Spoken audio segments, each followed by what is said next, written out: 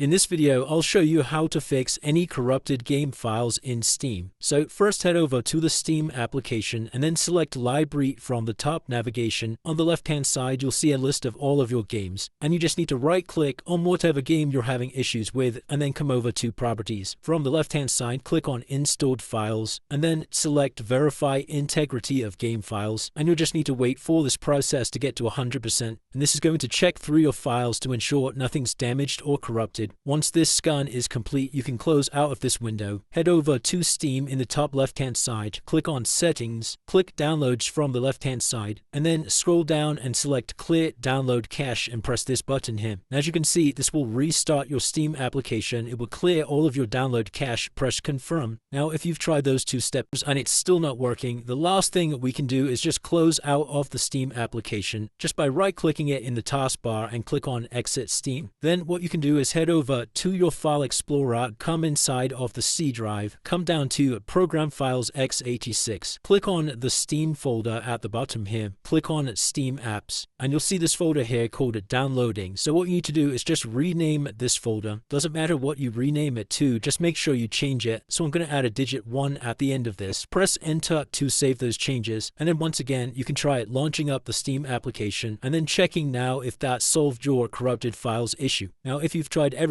and it's still not working, one other thing you can do is head over to your Start menu, search for Windows Defender Firewall, and from the left-hand side, click on Windows Defender Firewall on or off. And then you just want to turn off all of your Windows Defender Firewall settings and then press OK to save these changes. And then once again, you can try heading over to Steam and checking if that's now fixed the issue. And that's it, guys. Hopefully by following these steps, that's now fixed your corrupted game files issue. If you did find this video helpful, then please let me know in the comments below, and I'll see you in the next one.